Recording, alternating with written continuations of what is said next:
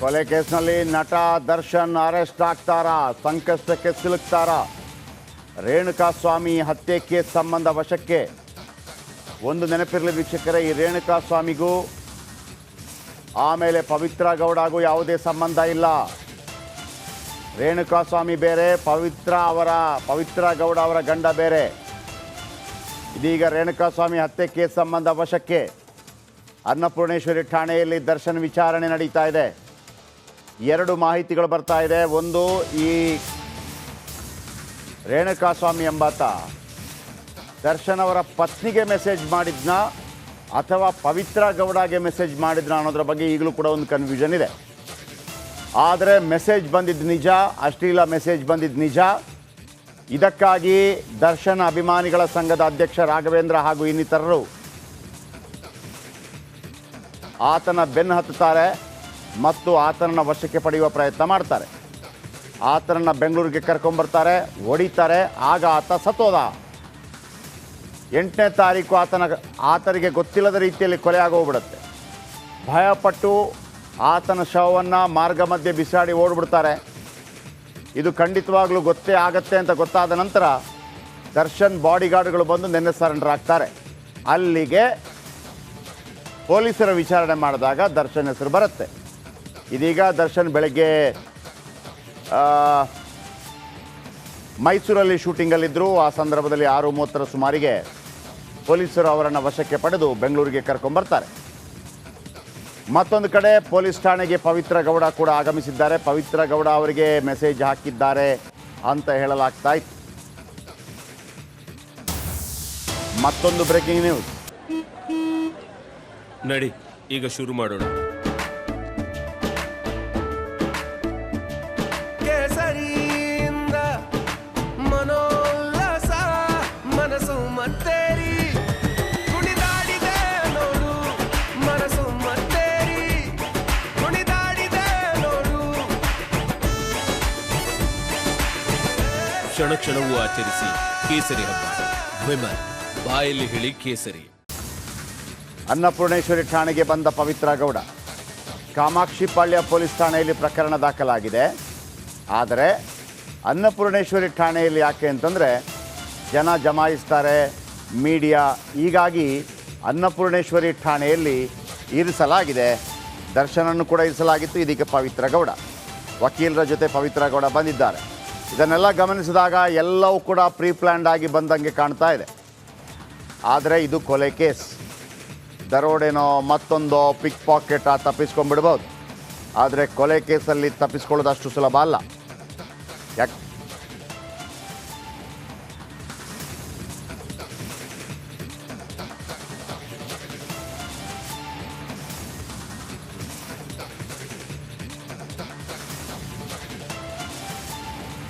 Okay, 3 ಕಡೆಗಳಿಂದ ನಮ್ಮ ರಿಪೋರ್ಟರ್ಗಳು ನಮ್ಮ ಜೊತೆ ಇದ್ದಾರೆ. ಒಂದು ಕಡೆ ಬೋರಿಂಗ್ ಆಸ್ಪತ್ರೆಯಿಂದ, ಕಾಮಾಕ್ಷಿಪಾಳ್ಯ ಪೊಲೀಸ್ ಸ್ಟೇಷನ್ ಮುಂಭಾಗದಿಂದ, ಅನ್ನಪೂರ್ಣೇಶ್ವರಿ ಪೊಲೀಸ್ ಸ್ಟೇಷನ್ ಮುಂಭಾಗದಿಂದ ಯಾರೆಲ್ಲ ಇದ್ದಾರೆ ನೀವು ನೋಡ್ತಾ ಇದ್ದೀರಿ. ಮೊದಲಿಗೆ ಅನ್ನಪೂರ್ಣೇಶ್ವರಿ ನಗರದಲ್ಲಿ ಸುರೇಶ್ ಇದ್ದಾರೆ. ಸುರೇಶ್, ಅಲ್ಲಿ ಏನಾಗ್ತಾ ಇದೆ ಚಿತ್ರಣ ನನಗೆ ಅಪ್ಡೇಟ್ ಕೊಡಿ. ಅಲ್ಲಿಯ ಚಿತ್ರಣ ಬೇಕು ನನಗೆ. ಎಸ್ ಜಯಪ್ರಕಾಶ್ ಶೆಟ್ಟಿ ಇಲ್ಲಿ ಸಂಪೂರ್ಣ ಚಿತ್ರವನ್ನು ತಾನು ತಮ್ಮ ಮುಂದೆ ಇಡಲಿಕ್ಕೆ ಪ್ರಯತ್ನವನ್ನು ಮಾಡ್ತಾನೆ. ನೋಡ್ತಾ ಇರ್ಬೋದು, ಈಗ ಮೊದಲನೇಗೆ ಅನ್ನಪೂರ್ಣೇಶ್ವರಿ ನಗರ ಪೊಲೀಸ್ ಠಾಣೆಯ ಮುಂದೆ ಅಭಿಮಾನಿಗಳು ಜಮಾಯಿಸುವ ನಿಟ್ಟಿನಲ್ಲಿ ಏನು ದರ್ಶನ್ ಅರೆಸ್ಟ್ ಆಗಿದ್ದಾರೆ, ವಿಚಾರಣೆ ನಡೀತಾ ಇದೆ. ಆ ನಿಟ್ಟಿನಲ್ಲಿ ಸೂಕ್ತ ಬಂದೋಬಸ್ತನ್ನು ಇಲ್ಲಿ ಮುನ್ನೆಚ್ಚರಿಕೆ ಕ್ರಮವಾಗಿ ಕೈಗೊಂಡಿರ್ತಕ್ಕಂಥದ್ದು. ಇಲ್ಲಿ ರಸ್ತೆಗೆ ಅಡ್ಡವಾಗಿ ನೆನೆ KSRP ತುಕಡಿಯ ಬಸ್ ಏನಿದೆ ಆ ವಾಹನವನ್ನೇ ನಿಲ್ಲಿಸಿ ಅಡ್ಡವಾಗಿ ನಿಲ್ಲಿಸಿರ್ತಕ್ಕಂಥದ್ದು.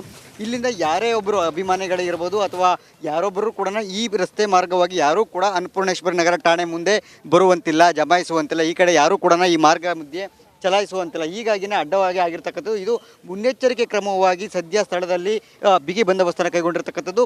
ಜೊತೆಗೆ ಇದು ಒಂದೇ ಅಲ್ಲ, ಒಟ್ಟು 3 KSRP ತುಕಡಿಯ ವಾಹನಗಳು ಅನ್ನಪೂರ್ಣೇಶ್ವರಿ ನಗರ ಪೊಲೀಸ್ ಠಾಣೆ ಮುಂದೆ ಇಲ್ಲಿ ಜಮಾಯಿಸಿರ್ತಕ್ಕಂಥದ್ದು.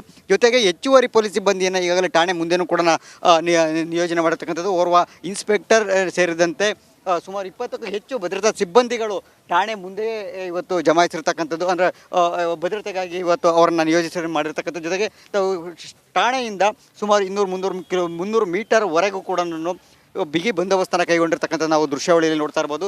ಜೊತೆಗೆ ಈ ಏನು ಅನ್ನಪೂರ್ಣೇಶ್ವರಿ ನಗರ ಪೊಲೀಸ್ ಠಾಣೆ ಮುಂಭಾಗದ ರಸ್ತೆ ಏನಿದೆ, ಈ ರಸ್ತೆಗೆ ಎರಡೂ ಬದಿಯಿಂದಲೂ ಕೂಡ ಅಡ್ಡಲಾಗಿ ಒಂದು ಬದಿಯಲ್ಲಿ KSRP ಕಡೆ ವಾಹನವನ್ನೇ ಅಡ್ಡಲಾಗಿ ನಿಲ್ಲಿಸತಕ್ಕಂಥದ್ದು, ಮತ್ತೊಂದು ಕಡೆ ಏನು ಬ್ಯಾರಿಕೇಡ್ಗಳನ್ನು ಹಾಕಿ ಅಲ್ಲಿ ಪೊಲೀಸರನ್ನ ಬಂದೋಬಸ್ತ್ಗೆ ನಿಲ್ಲಿಸಿರ್ತಕ್ಕಂಥ ತಾವು ನೋಡ್ಬೋದು. ಇಲ್ಲಿ ಸಾರ್ವಜನಿಕರು ಯಾರಾದರೂ ಒಬ್ಬರಿಬ್ಬರು ಮೂವರು ಓಡಾಡುವಂಥವ್ರಿಗೆ ಅವಕಾಶಗಳನ್ನು ಬಿಟ್ಟಿದ್ದೆ, ಆದರೆ ಯಾರೂ ಕೂಡ ಅಭಿಮಾನಿಗಳು ಏನು ದಂಡತೆ ಅಂದರೆ 10, 20, 100 ಸಂಖ್ಯೆಯಲ್ಲಿ ಅಂದರೆ ದಿಢೀರ್ ಅಂತೇಳಿ ಜಮಾಯಿಸುವಂತಹ ಸಾಧ್ಯತೆಗಳು ಇರೋ ಹಿನ್ನೆಲೆಯಲ್ಲಿ ಯಾರೂ ಕೂಡ ಆ ರೀತಿಯಾಗಿ ಆಗಬಾರ್ದು ಅನ್ನೋ ಒಂದು ನಿಟ್ಟಿನಲ್ಲಿ ಮುನ್ನೆಚ್ಚರಿಕೆ ಕ್ರಮವನ್ನು ಕೈಗೊಂಡಿರ್ತಕ್ಕಂಥದ್ದು. ಜೊತೆಗೆ ACP ಚಂದ್ರನ್ ಅವರು ಕೂಡ ಬಂದು ಬಂದೋಬಸ್ತನ್ನು ಕೂಡ ಪರಿಶೀಲನೆ ಮಾಡಿ ಹೋಗಿರ್ತಕ್ಕಂಥದ್ದು. ಜೊತೆಗೆ ಈಗ ಠಾಣೆಗೆ ಈಗಾಗಲೇ ಏನು ಪವಿತ್ರ ಗೌಡ ಅವರಿಗೆ ಸಂದೇಶವನ್ನು ಮಾಡಿ ಕಳಿಸಿದ್ರು. ಸುರೇಶ್ ಕ್ಯಾಮ್ರಾಮನ್ಗೆ ಹೇಳಿ ಅಲ್ಲಿ ಪಾನ್ ಶಾಟಲ್ಲಿ ಕೊಡ್ಲಿಕ್ಕೆ ಹೇಳಿ. ಓಕೆ, ಇದು ಅನ್ನಪೂರ್ಣೇಶ್ವರಿ ನಗರ ಠಾಣೆಯಲ್ಲಿ ವಿಚಾರಣೆ. ಸುರೇಶ್ ಕೂಡ ಇದ್ದಾರೆ.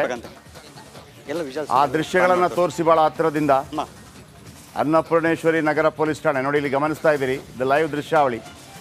ಪೊಲೀಸ್ ಸ್ಟೇಷನ್, ಪೊಲೀಸ್ ವ್ಯಾನ್, ಒಂದು ಕಡೆ ಕಾಮಾಕ್ಷಿ ಪಾಳ್ಯ ನೋಡಿ, ಇಲ್ಲಿ ನೀವು ಗಮನಿಸ್ತಾ ಇದ್ದೀರಿ. ನಮ್ಮ ಕ್ಯಾಮ್ರಾಮ್ಯಾನ್ ಎಲ್ಲವನ್ನು ಕೂಡ ಅನ್ನಪೂರ್ಣೇಶ್ವರಿ ನಗರ ಪೊಲೀಸ್ ಸ್ಟೇಷನ್ ಮುಂಭಾಗದಲ್ಲಿ ಏನೆಲ್ಲ ಇದೆ ತೋರಿಸ್ತಾ ಇದ್ದಾರೆ, ನಿರಂತರವಾಗಿ ತೋರಿಸ್ತಾ ಇದ್ದೀವಿ. Very good, slowly.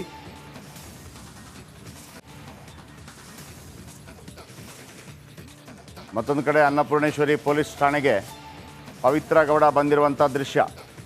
Pavithra Gowda lawyer ಸಮೇತ ಬಂದಿದ್ದಾರೆ. ಇದೆಲ್ಲವೂ ಪ್ರೀ ಪ್ಲ್ಯಾನ್ಡ್ ಆದಂಗೆ ಕಾಣ್ತಾ ಇದೆ, ಆದರೆ ಮರ್ಡರ್ ಆಗಿರೋದಂತೂ ಸಹಜ, ಸತ್ಯ. ಆಮೇಲೆ ರೇಣುಕಾಸ್ವಾಮಿ ಏನು ನೋಡಿ ನೋಡಿ ನೋಡಿ ನೋಡಿ ದೃಶ್ಯಾವಳಿ ನೋಡ್ಬೋದು ಅನ್ನಪೂರ್ಣೇಶ್ವರಿ ಪೊಲೀಸ್ ಠಾಣೆಯಲ್ಲಿ. ಬಹುಶಃ ಕ್ಯಾಮರಾಮನ್ಗಳೆಲ್ಲ ದೃಶ್ಯಕ್ಕಾಗಿ ಓಡ್ತಾ ಇದ್ದಾರೆ. ಎಕ್ಸ್ಕ್ಲೂಸಿವ್ ದೃಶ್ಯಾವಳಿ.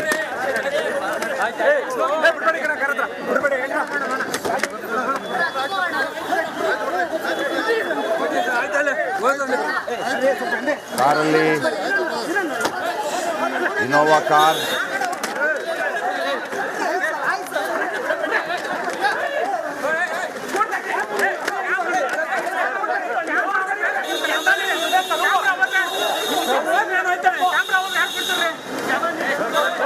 ಬಿಗಿ ಪೊಲೀಸ್ ಬಂದೋಬಸ್ತ್ ಕೂಡ ಇದೆ.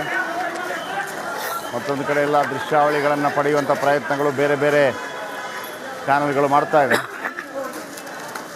ನೋಡಿ ಅಲ್ಲಿ ಏನಾಗ್ತಾ ಇದೆ ಅನ್ನೋದನ್ನು ನಿಮಗೆ ಕಳಿಸೋದಕ್ಕೆ ನಮ್ಮ ರಿಪೋರ್ಟರ್ ಕ್ಯಾಮರಾಮನ್ಗಳು ಯಾವ ರೀತಿ ಆ ಭಾರ ಇಟ್ಕೊಂಡು ಓಡ್ತಾರೆ ನೋಡಿ.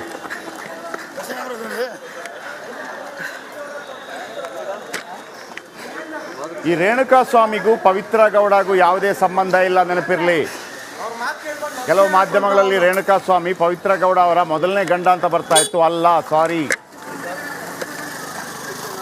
ಆದರೆ ರೇಣುಕಾಸ್ವಾಮಿ ಎಂಬಾತ ಪವಿತ್ರ ಗೌಡಗೆ ಅಶ್ಲೀಲ ಮೆಸೇಜ್ ಹಾಕಿದ್ದ. ಇದರಿಂದ ರೊಚ್ಚಿಗೆದ್ದಂಥ